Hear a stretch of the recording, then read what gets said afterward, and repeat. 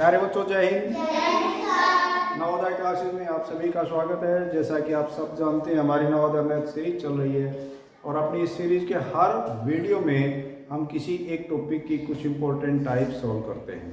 तो आज का हमारा टॉपिक है औसत यानी एवरेज, और इस टॉपिक के आज हमें 4 टाइप सॉल्व करेंगे। ठीक है, तो हमारा फर्स्ट क्वेश्चन है, 50 संख्याओं का औसत 38 है। यदि इनमें से 2 संख्याएं 45 तथा 55 को छोड़ दिया जाए, निकाल दिया जाए, तो शेष संख्याओं का औसत कितना होगा। तो सबसे पहले हम देखेंगे कि क्वेश्चन में क्या दिया हुआ है। तो दिया हुआ क्या है? दिया हुआ है संख्याएं कितनी है, वो 50 संख्याएं हैं। जो हमारी टर्म है, पद है, वो कितने हैं? 50। और उनका औसत दिया हुआ है। औसत कितना दिया हुआ है? 38। ठीक है, यहां तक क्लियर हो गया। इसके बाद में ये जो 50 संख्याएं थी, इनमें से कहता है कि 2 संख्याओं को बाहर निकाल दिया गया है। ठीक है, और जो 2 संख्याएं यानी कि जो 2 टर्म, 2 पद बाहर निकाली गई हैं, उनका मान भी दिया गया है। उनका मान है 45 और 55। ठीक है, तो कहता है कि फिर जो शेष संख्याएं बची, उनका औसत कितना होगा। तो जो 50 संख्याओं का औसत था, उनमें से जब 2 संख्याएं निकली तो औसत तो बदलेगा ना। तो बदल कर क्या होगा, वो हमें ज्ञात करना है। ठीक है, तो सबसे हम पहले क्या करेंगे कि जो 50 संख्याओं का औसत है, उसकी सहायता से उन 50 संख्याओं का कुल योग निकाल लेंगे। जो 50 पद हैं, जो 50 टर्म हैं, उनका क्या कर लेंगे? कुल योग निकाल लेंगे। तो कुल योग कैसे निकालेंगे? जो कुल पद हैं, उनको क्या करेंगे? औसत से गुणा कर देंगे, तो वो क्या आ जाएगा? कुल मान आ जाएगा। यानी कि 50 संख्याओं का जो औसत दिया हुआ है 38, इनकी गुणा कर देंगे तो वो क्या आ जाएगा? कुल मान आ जाएगा। तो 8 0 0 और 8 5 40, 3 0 0 3 5 15। इस प्रकार ये जो 1900 आया, ये उन 50 टर्म का जिनकी औसत कितनी थी? 38 थी, उनका कुल योग आ गया। कितना? 19। इसके बाद क्या हुआ? इसके बाद हुआ 2 संख्याओं को इनसे बाहर निकाल दिया गया। ठीक है, और जो 2 संख्याएं बाहर निकाली हैं, उनकी अलग अलग उनका मान दिया गया है। ठीक है, तो उन दोनों के मान को हम अलग निकाल देंगे ना। जो 2 संख्याएं बाहर हुई हैं, उन संख्याओं के मान को भी हम बाहर निकाल देंगे। किससे बाहर निकाल देंगे? जो कुल योग आया है 1900, इसमें से इन दोनों संख्याओं को बाहर निकालेंगे। तो दोनों संख्याओं का कुल मान कितना हो गया? जो संख्याएं निकाली हैं दोनों, वो एक है 45 और एक है 55। तो दोनों को जोड़ेंगे तो क्या हो जाएगा? 45 और 55 100। कितना हो जाएगा? 100। यानी कि 100 को हम इस कुल योग में से बाहर निकालेंगे, क्योंकि वो 2 संख्याएं हमें बाहर निकालनी है। तो जब इसमें से हम 100 घटाएंगे तो हमारे पास कुल मान आ गया कितना? 1800, यानी कि 1800। ठीक है, अब ये जो कुल आया है योग, ये कितनी संख्याओं का योग है? ये कितनी संख्याओं का योग था? ये 50 पदों का योग था। और ये कितनी संख्याओं का योग है? 2 संख्याएं बाहर होगी ना 50 से, तो ये जो योग है ये 48 संख्याओं का योग है। ठीक है, तो हमें अब पदों का पता चल गया। जो पद 50 थे वो घटकर कितने हो गए? 48 हो गए। 2 बाहर हो गई ना, 48 हो गए। यानी पदों की संख्या हमारी अब हो गई 48 और कुल योग वो भी घट गया। तो वो जो 1900 था कुल योग वो अब क्या हो गया? 1800। इसका मतलब ये हुआ अब हमारे पास 48 संख्याओं का यानी 48 पदों का कुल योग है और हमें ज्ञात क्या करना है? उन 48 संख्याओं की औसत ज्ञात करनी है। ठीक है, तो औसत निकालने का हमें सूत्र पता है। जो पद हैं उनका कुल योग बटे पदों की संख्या। तो दोनों चीज हमारे पास हैं। पदों का कुल योग 1800 है और बटे का मतलब भाग, कितने से भाग कर देंगे? अब हमारे पास कितने पद बचे हैं? 48 और उन्हीं की हमने औसत निकालनी है। हम इसको 48 से भाग कर देंगे। 48 से भाग करेंगे तो पहला भाग कितने का जाएगा? 3 का। 3 8 24, हासिल 2, 3 चौक 12 और 2 14। यहां 6 बचेगा और यहां पर 3। आगे हमने शून्य उतार लिया। अब कितने का भाग जाएगा?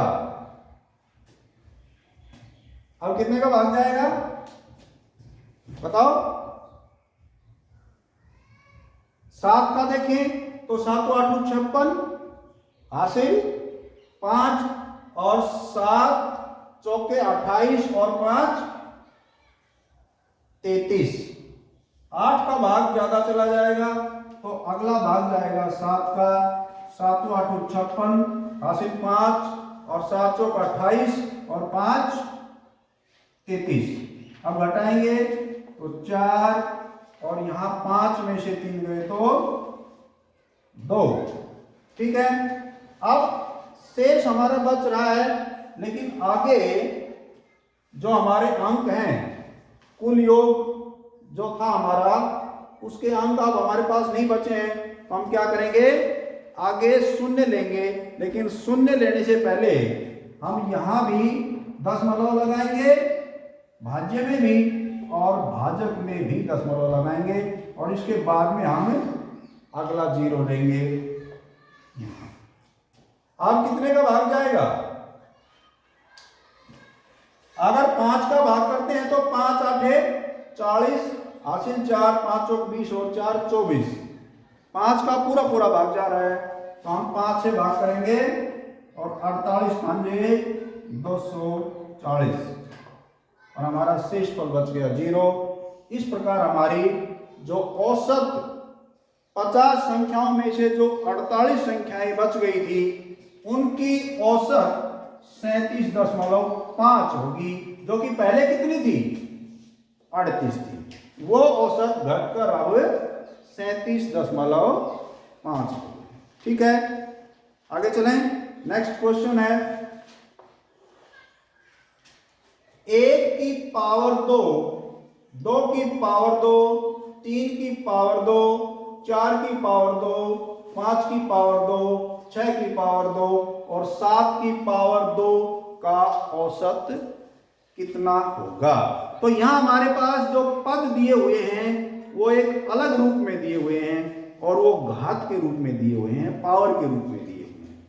ठीक है, तो हम ये जो पद है हमारे जो 7 टर्म दी हुई हैं उनको हम सॉल्व कर लेंगे, यानी कि जो घात है उसको हल कर लेंगे। और हम घात का मतलब समझते हैं, सीख चुके हैं कि घात किसी भी जब संख्या की घात जो होती है वो संख्या उतनी बार ही गुणा होती है। ठीक है, यानी कि 1 की घात 2 इसका मतलब 1 और 1 की गुणा, 1 की 2 बार गुणा। ठीक है, 2 की घात 2 का मतलब 2 गुणा 2, 3 की घात 2 का मतलब 3 गुणा 3, 4 की घात 2 का मतलब 4 गुणा 4। इस तरह से जो पद घात के रूप में दिए हुए हैं हम उनको हल कर लेंगे। तो पहला पद क्या हो जाएगा, 1 की घात 2 यानी 1 गुणा 1 कितना होगा 1। अगला पद कितना हो जाएगा 4। अगला पद कितना हो जाएगा 3 को 3 से गुणा करेंगे 9। अगला पद 16। अगला पद 25। अगला पद 36 और अगला पद 49। ये जो घात के रूप में जो टर्म थी हमारी पावर के रूप में, उनको हमने सोल्व कर लिया। ये हमारी क्या हो गई, पद हो गए। ठीक है, ये जो 7 पद हैं इनका औसत हमें निकालना है। तो औसत अभी हमने करवाया था कि औसत जब हम निकालेंगे तो जो पद हैं, जो हमारी संख्याएं हैं, उनका जो मान है उनका योग करेंगे और भाग में वो जितने पद हैं, जितनी संख्याएं हैं, वो हमारा औसत होगा। तो हम इनका पहले जोड़ करेंगे। तो इनका कुल योग क्या आ जाएगा, 9 और 6 15, 20, 26, 35, 35 और 5 40, हासिल 4, 4 और 4 8, 11, 12, 13 और 1 14। ये आ गया पदों का कुल योग। और पदों की कुल संख्या कितनी है हमें पता है, वो कितनी है 1 2 3 4 5 6 7। तो औसत निकालने के लिए हम क्या कर देंगे, 140 को 7 से भाग कर देंगे, 7 दूनी 14। इस प्रकार जो ये पद दिए हुए हैं इनका औसत कितना आ गया 20। ठीक है, समझ में आ गया। आगे चलें, नेक्स्ट क्वेश्चन। 4 क्रमागत सम संख्याओं का औसत 27 है। जो पद हैं वो अलग अलग तरीके से बताए गए हैं, हमें उनको समझना है। कहीं पर 4 क्रमागत सम संख्याएं ले ली, कहीं पर 5 क्रमागत विषम संख्याएं ले ली, कहीं पर 10 प्रथम अभाज्य संख्याएं ले ली। इस तरह से अलग अलग तरीके से पद दिए हुए हैं, हमें उनको समझना है सबसे पहले। ठीक है ना। तो यहां पर जो पद है वो क्या है, 4 क्रमागत सम संख्याओं। ये जो क्रमागत है इसका मतलब होता है लगातार, लगातार। लेकिन यहां पर एक बहुत ही सोचने की बात है कि जो क्रमागत है यानी जो लगातार पद हैं वो एक से शुरू नहीं है। ना इसने ये कहा है कि भाई वो इतने तक हैं, 10 तक हैं, 20 तक हैं, 50 तक हैं। ना तो ये हमें बताया गया है कि शुरू कहाँ से करें, ना ये बताया गया है कि हम कहाँ तक लें। ठीक है, तो फिर क्या करेंगे, तो फिर हम जो ये सम संख्या है हमारी इसको मानना पड़ेगा। मानना क्यों पड़ेगा, क्योंकि सवाल में ये नहीं बताया गया कि जो सम संख्याएं हैं उनको कहां से लेकर कहां तक हम लें। तो फिर क्या करेंगे, हम पहली सम संख्या को मान लेंगे। क्रमागत का मतलब लगातार, तो हम 4 लगातार सम संख्याएं लेंगे, लेकिन जो पहली सम संख्या है वो नहीं पता हमें कि कहां से लेनी है, तो उसको हम मान लेंगे x। तो हमने मान ली पहली जो सम संख्या है वो x है। ठीक है, यहां ये चीज समझ में आ गई। अब अगली जो सम संख्या है वो क्या होगी। कोई भी सम संख्या होती है, उस सम संख्या से अगली सम संख्या का पता हम कैसे लगाएंगे। कोई भी सम संख्या है उसमें यदि 2 जोड़ दिया जाए तो वो उससे अगली यानी क्रमागत सम संख्या ही आएगी। यानी हमने मान लिया कि हमारी पहली सम संख्या 2 है और उससे अगली अगर हमें निकालनी है तो 2 में क्या कर देंगे, 2 जोड़ देंगे। ठीक है ना। एक जोड़ने से तो वो फिर अगली क्या आ जाएगी, वो तो विषम संख्या आ जाएगी। लेकिन सम संख्या में सम संख्या ही हम, यानी सम संख्या के बाद में सम संख्या को ही अगर हमने ज्ञात करना है तो उसमें हम क्या करेंगे, दो जोड़ते चले जाएंगे, तो उससे अगली सम संख्या हमें मिलती चली जाएगी। ठीक है, जैसे हमने पहली सम संख्या ले ली, कितनी, मान लिया 6 ले ली, और 6 के तुरंत बाद अगली सम संख्या क्या होगी, 8 होगी। वो 8 कैसे आएगी, उसमें पहली में 2 जोड़ देंगे हम तो अगली सम संख्या, फिर उसमें फिर 2 जोड़ देंगे, फिर उससे अगली सम संख्या आ जाएगी, फिर उसमें 2 जोड़ेंगे तो उससे अगली सम संख्या आ जाएगी। इस प्रकार मान लिया हमने कोई सम संख्या x है, ये, इसके बाद में अगली सम संख्या क्या होगी, इसमें 2 जोड़ेंगे ना, तो x में 2 जोड़ देंगे, ये इससे अगली सम संख्या आ गई। ठीक है, क्लियर हो गया। अब इससे अगली सम संख्या अगर हमें चाहिए तो क्या करेंगे, जो ये हमारी सम संख्या थी यानी x जमा में 2, इसमें 2 और जोड़ दो, एक संख्या तीसरी ये आ गई सम संख्या। अब इससे अगली और चाहिए हमें, कितनी सम, ये 4 लेनी है ना, तो 1 2 और ये 3 तो हमने ले ली। अब इससे अगली सम संख्या और लेंगे, तो जो ये सम संख्या है इसमें 2 और जोड़ना पड़ेगा, तो क्या हो जाएगा, x जमा 2 जमा 2 जमा 2, ये हमारी चौथी क्रमागत सम संख्या आ गई। क्लियर, समझ में आ गया। अब हम ये जो 4 संख्याएं हैं 1 2 3 और 4, इनका औसत दिया हुआ है भाई, और इनका औसत क्या है, 27। ठीक है, इनका औसत क्या दिया हुआ है, 27। तो ये जो औसत है, औसत का हम फॉर्मूला जानते हैं कि जो पद हैं उनका कुल योग कर देंगे और उन पदों की संख्या से हम भाग कर देंगे। तो इन चारों संख्याओं का योग करेंगे तो क्या हो जाएगा, x, इसमें ये संख्या जोड़ेंगे तो प्लस में x जमा 2 हो गया, ये जोड़ दी। अब इस संख्या को जोड़ेंगे तो जमा में x जमा 2 जमा 2। ठीक है, इस संख्या को जोड़ेंगे तो क्या हो जाएगा, x जमा 2 जमा 2 जमा 2। ये तो हमने पदों का योग कर दिया ना। ठीक है, और बटे क्या हो जाएगा, पदों की संख्या। तो पदों की संख्या तो हमें पता ही है, ये संख्याएं कितनी है, 4, तो भाग में 4 कर देंगे।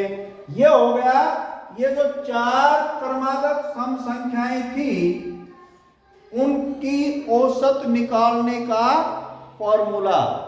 ठीक है, और ये जो दे रखा है ये किसके बराबर दे रखा है, 27 के बराबर दे रखा है। यानी ये जो हमारा टर्म आई हमारी वो 27 के बराबर है, ये सवाल में दिया हुआ है, तो इसको हम 27 के बराबर रख देंगे। ठीक है, तो 27 के बराबर रखेंगे तो क्या हो जाएगा, पहले तो इनको हम हल कर लेते हैं। तो देखो x 1 2 3 4, x कितने हो गए हमारे, 4, तो 4 x हो गए। इसके बाद में जो हमारी संख्याएं हैं 2, वो कितनी है, 1 2 3 4 5 6, तो 2 को जब हम 6 बार जोड़ेंगे तो कितना हो जाएगा, 12, यानी कि 4x जमा में 12। यहां तक समझ में आया कि ये 4x जमा 12 क्यों आया। हमने यहां 4x जमा के थे तो उनको इकट्ठा कर लिया, और 6 बार 2 2 का जोड़ था तो उनको हमने जोड़ के इकट्ठा कर लिया, वो 12 बन गए, और बटे 4 है। ये तो उन संख्याओं का औसत का फॉर्मूला है और उसका मान दे रखा है कि भाई जो औसत है वो कितने के बराबर है, वो औसत है 27 के बराबर। यहां तक चीज समझ में आ गई सारी। अब इसको सोल्व करेंगे हम, ठीक है। सोल्व करेंगे तो कैसे करेंगे, सोल्व करेंगे तो जब किन्हीं भी दो भिन्नों के बीच में अगर बराबर का निशान होता है तो हम उसको सोल्व करते हैं कैसे, उसकी क्रॉस मल्टीप्लाई करके, उसकी आर पार गुणा करके, ठीक है। तो आर पार जब गुणा करेंगे तो क्या हो जाएगा, इसके हर नहीं है, हमने हर एक लिख दिया। अब देखो इनकी और इनकी गुणा, क्रॉस मल्टीप्लाई कैसे होती है, ये जो अंश है इसको इस हर के साथ गुणा करेंगे और इस अंश को इस हर के साथ गुणा करेंगे, ऐसे ही करते हैं ना क्रॉस मल्टीप्लाई। तो क्या हो जाएगा, जब एक से गुणा करेंगे इसको तो वैसे की वैसे रहेगी 4x जमा में 12, और जब 27 को 4 से गुणा करेंगे तो क्या हो जाएगा, 4 साते 28, हासिल 2, 4 दूनी 8 और 2 10। यह है। अब हमें क्या चाहिए, हमें चाहिए x का मान, क्योंकि हमने पहली सम संख्या x मानी थी। तो हम x का मान ज्ञात करेंगे ताकि हमें पहली सम संख्या का पता चल जाए, ठीक है। तो मैंने बताया था कि जब हमें x का मान निकालना है तो उस साइड में हम x को ही रखेंगे, बाकी जो टर्म है उनकी साइड चेंज कर देंगे, और साइड चेंज करने का भी हमने नियम बता रखा है। तो एक तो देखो ये एक्स्ट्रा टर्म है, इसको यहां से दूसरी साइड में ले जाएंगे और एक 4 को यहां से दूसरी साइड में ले जाएंगे, तब जाकर ये जो x है वो अकेला बचेगा, तभी हमें x का मान प्राप्त होगा। तो पहले इस 12 की साइड चेंज करेंगे, कैसे करेंगे, इधर ये 12 जुड़ रहा है, उधर जाकर क्या होगा 12 घट जाएगा। तो हम क्या लिखेंगे, 4x बराबर 108 घटा में 12। यहां तक समझ में आया। तो क्या हो जाएगा फिर, 4x किसके बराबर हो जाएगा, 4x बराबर हो जाएगा 108 में से 12 घटाएंगे तो कितना होगा, कितना हो जाएगा, 96 हो जाएगा। जब 108 में से 12 घटाएंगे तो कितना आ जाएगा, 96। यानी 4x की वैल्यू अभी हमें पता चली है, वो कितनी आई, 96 आई। लेकिन हमें 4x की वैल्यू नहीं चाहिए, हमें वैल्यू चाहिए x की। इसका मतलब ये 4 जो है इसकी भी साइड चेंज करेंगे, तो ये 4 इधर इस साइड में क्या कर रहा है, जब किन्हीं दो पदों के बीच में कोई निशान नहीं होता है, दो संख्याओं के बीच में निशान नहीं होता है, तो मल्टीप्लाई होती है। इसका मतलब इधर 4 की और x की मल्टीप्लाई हो रही है, तो उधर जाएगा ये 4, तो क्या करेगा, डिवाइड करेगा, भाग करेगा। तो इस तरह से 4x बराबर क्या हो जाएगा, 96 और भाग में क्या 4x था ना, तो ये जो 4 है ये तो इधर गुणा कर रहा था, इधर आकर भाग करेगा। अब इसको जो हम हल करेंगे और जो आएगा हमारा मान वही x का मान होगा, और वही हमारी पहली सम संख्या होगी। और पहली सम संख्या अगर हमें मिल जाए तो हम अगली, उससे अगली, उससे अगली और उससे अगली संख्या 2-2 जोड़कर प्राप्त कर लेंगे, ठीक है। तो यहां से x का मान क्या आ गया, इसको 4 से भाग करेंगे तो 4 दूनी 8, 4 चौके 16, यानी कि ये जो हमारा मान आया है x का, ये हमारी पहली सम संख्या है। और हमने बतानी है क्या, क्या पूछा है इसमें, सबसे बड़ी सम संख्या। तो पहले हमें भाई वो चारों सम संख्याएं प्राप्त करनी होंगी, उनका पता लगाना होगा, तब हमें पता चलेगा उनमें सबसे बड़ी कौन सी है। ठीक है, तो ये तो हमारी पहली सम संख्या आई है, क्योंकि x हमने पहली सम संख्या को माना था ना, तो ये हमारी पहली सम संख्या कितनी आ गई? 24। क्लियर? तो उससे अगली सम संख्या क्या होगी? 24 में 2 जोड़ेंगे 26, उससे अगली 26 में 2 जोड़ेंगे 28, उससे अगली 28 में 2 जोड़ेंगे 30। ये वो 4 सम संख्याएं हैं, क्रमागत 4 सम संख्याएं हैं, जिनका औसत 27 दिया हुआ था। अब इनमें हमने बताना है कि ये जो 4 क्रमागत सम संख्याएं जिनका औसत 27 है, उनमें सबसे बड़ी संख्या कौन सी है? तो उनमें सबसे बड़ी संख्या इन चारों में कौन सी है? ये तो 30 है। तो यही हमारा इस सवाल का आंसर है।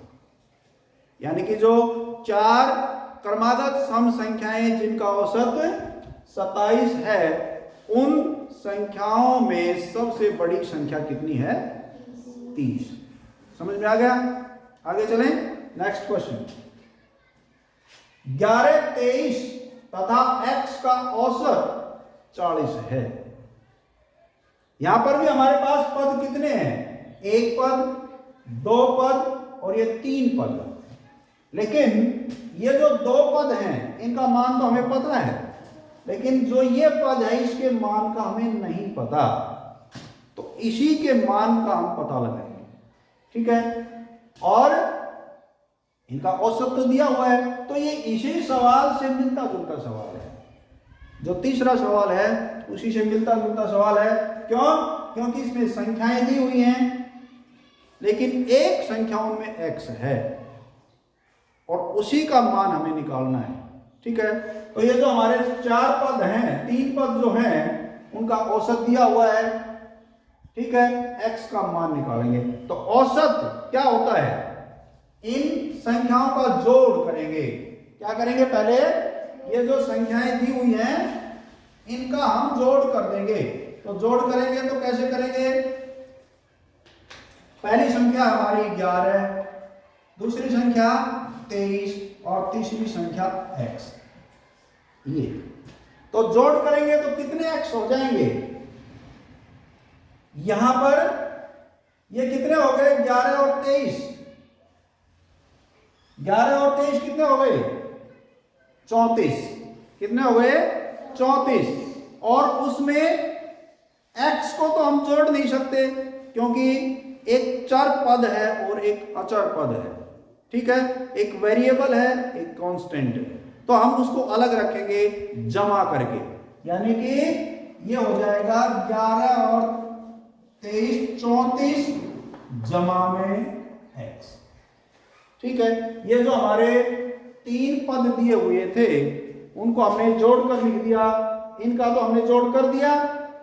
अब इसमें इसको हम नहीं जोड़ सकते, तो हमने इसको अलग से जमा करके लिख लिया। ठीक है, और इनका औसत कितना है? इनका औसत है 40। तो औसत क्या होता है? औसत होता है जो संख्याएं हैं उनका जोड़, जो पद है उनका जोड़, यानी कि 34 जमा x और बटे में पदों की संख्या। तो पदों की संख्या कितनी है? पदों की संख्या 3 है, 1 2 3। और वो किसके बराबर? ये तो औसत निकल गया ना, और वो किसके बराबर है? 40 के बराबर। तो इसको हम 40 के बराबर पुटअप कर देंगे। और अब ये उसी तरह का क्वेश्चन बन गया। अब हम इससे x की वैल्यू निकालेंगे। तो x की वैल्यू निकालने के लिए हम यहां पर हमारे पास जो 2 पद हैं, 2 भिन्न हैं, उनके बीच में बराबर का निशान है, और जब किन्हीं 2 भिन्नों के बीच में बराबर का निशान है, तो हम उसको सोल्व करने के लिए क्या करेंगे? क्रॉस मल्टीप्लाई करेंगे, आर पार गुणा करेंगे। तो आर पार गुणा करेंगे तो इसकी इसके साथ गुणा होगी, तो क्या आ जाएगा? 34 जमा x और इनकी गुणा होगी तो 120।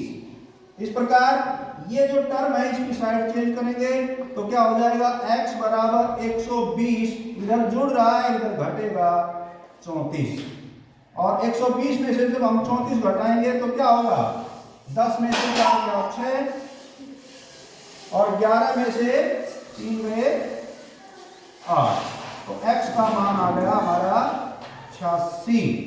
ठीक है, और यही इन पदों में जो तीसरा पद है उसका मान होगा, यानी कि x का मान होगा 86। ठीक है, तो प्यारे बच्चों आज के लिए बस इतना ही। थैंक यू, जय हिंद।